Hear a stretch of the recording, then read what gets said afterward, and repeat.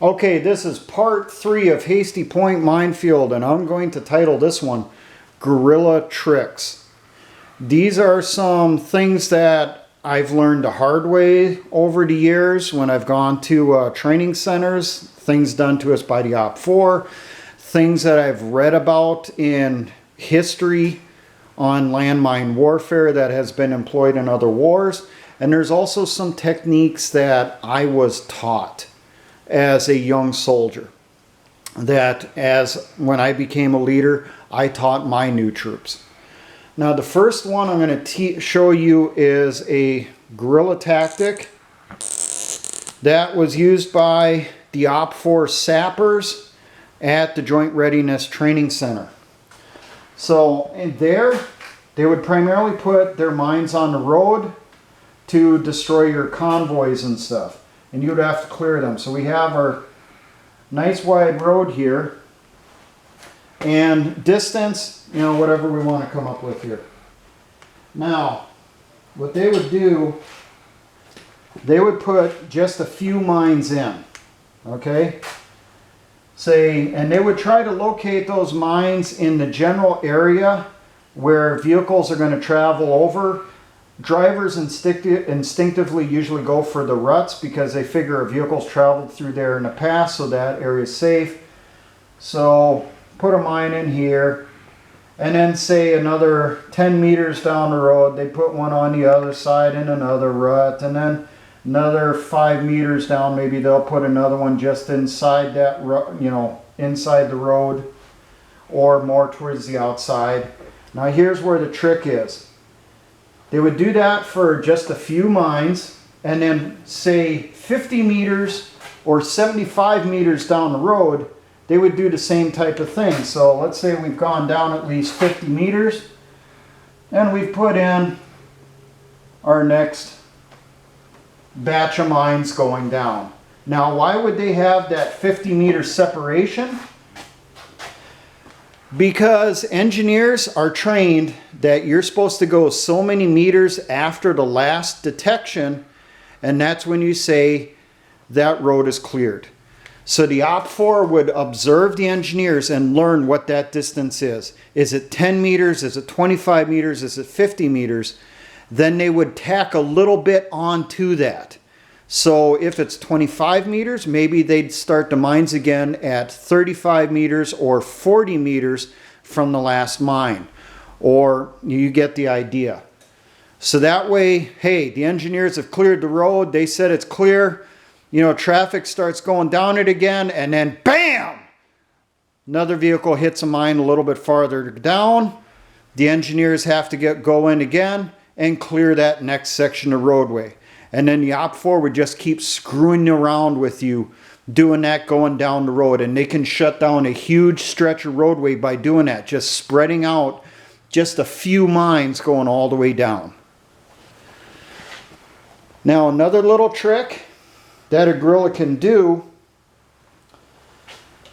and this happens in real life, booby trap the mines. So your first few mines, say there's nothing on them. There's no anti-personnel mines around them, no booby traps. So the engineer, hey, these mines are going to be fine. We'll just pull these out. Didn't find anything, set them to the side. So we'll go through, we get lazy, it happens, you get tired, and figure you can do that for the rest of the mines also. Well, a little bit farther down, maybe you'll have anti-personnel mine located nearby that's low metallic, a blast type mine, like an M14. The engineer finds that metallic mine with their mine detector. That's the great big detection. Doesn't notice that little itty bitty plastic anti-personnel mine. Doesn't detect it with his mine detector because the mine detector is going off with this one. Steps on that mine or lays on that mine when he's trying to take this one out, and he gets messed up. Another thing is you can booby trap the mine underneath it.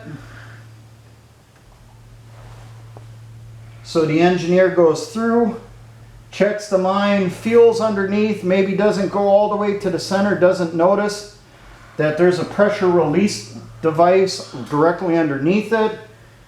He goes, pulls that mine out of the ground, that booby trap underneath, pressure's let off of it, and that booby trap device then sets off that mine or explosives underneath that landmine, and also sets off that landmine because of its proximity, and nothing's left of that engineer but a pink mist.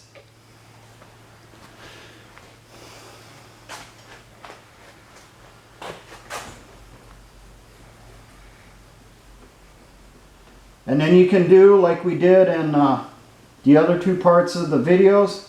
Change it up. Maybe you'll do some rows that are tank mines, and then you slip in a row that may be mixed. It may be anti-tank and anti-personnel, or it could be an anti-personnel that is hard to detect.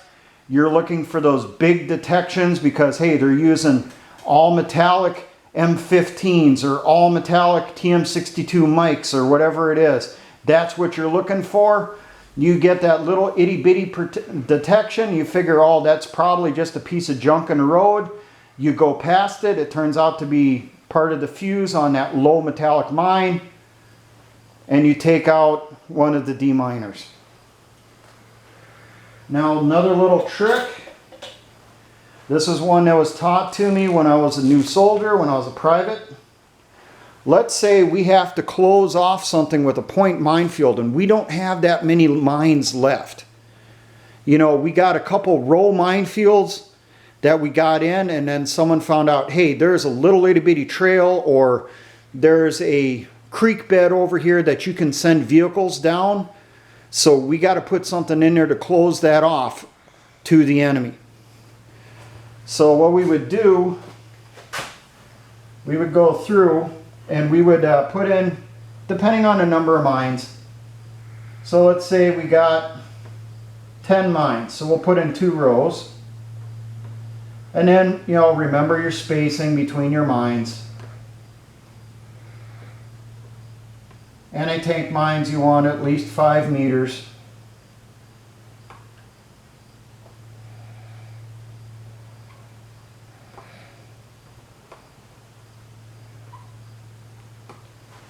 And instead of doing our normal spacing, we would space it out a little bit farther. So instead of maybe doing 25 meters between the rows, or 10 meters, 15 meters, we would spread it out. So instead of 25, maybe we would spread it out to 35 or even 40. Then what we would do, we would change the locations of those mines in that row before we would bury them, to make it look like that minefield is larger and has more mines than it actually does. So we would leave this one here, and then let's say we would shoot this one ahead, say 5 meters or 8 meters or whatever. This one we would shoot back, say 3 meters or 8 meters. This one leave in place, and then potentially this one shoot back this way. And then this one down here, leave that one in place because it's the start of our row. And we would shoot that one ahead, say 10 meters. Maybe we'd move this one in, say 3 meters, but you make sure to get the proper spacing between your rows. And then maybe we'd toss this one forward and leave that one in place.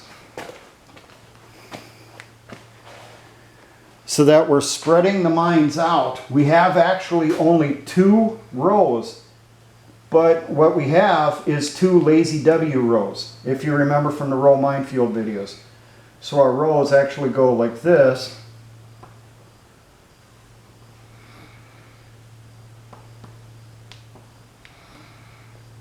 Instead of straight across, to screw up your enemy. Make them think there's more rows than there actually is. We used to do that a lot in Korea when we would put in minefields.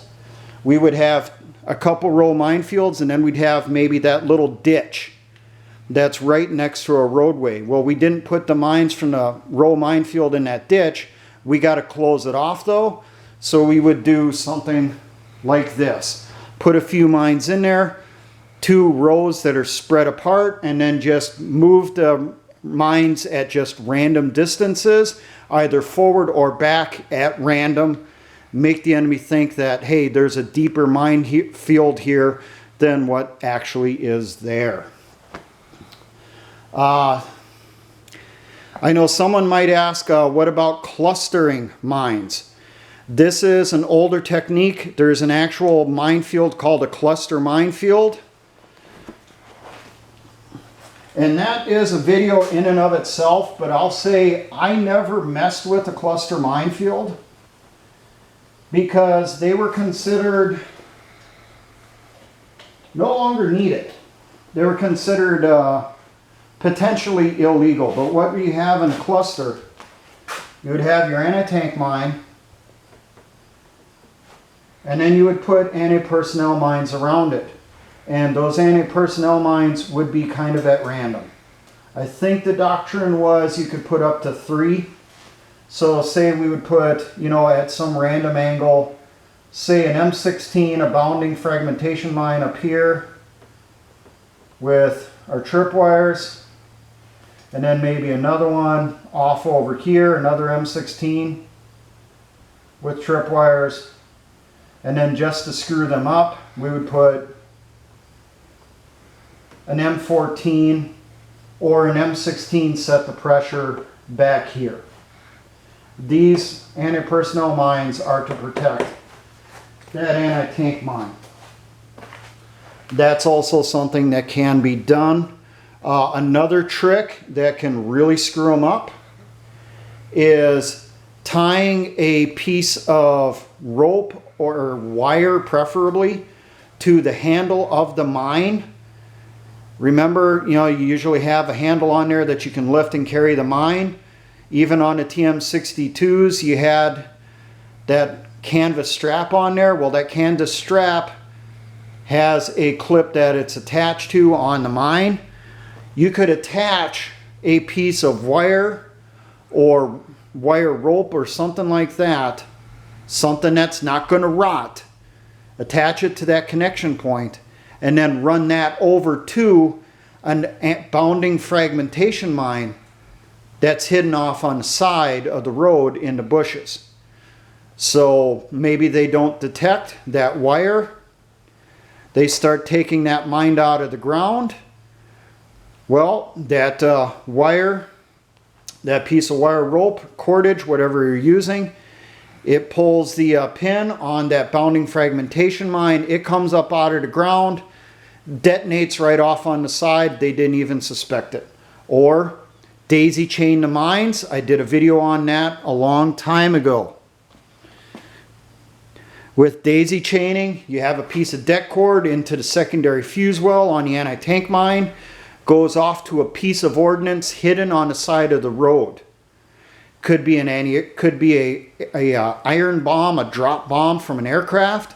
Could be a artillery shell with a booby trap device in the fuse well. Then you connect it to that. You know, something along those lines. So when they blow up that mine in place, that cord goes off, goes back, sets off the fusing inside that bomb or artillery shell, and causes a considerable amount of casualties of the deminer. These are just some of the tricks that are out there. There are tons more. Read through on it. Entire books have been written by the U.S. Army Engineer Center on the things that have been encountered in war with mines and all the little booby traps and tricks the enemy soldier that put that mine in did to it to trick the deminer. One good place to look, Bosnia. A lot of stuff happened there, and also Vietnam. Now, for all my engineer brothers and the Patriot Militia movements, always remember, essayons.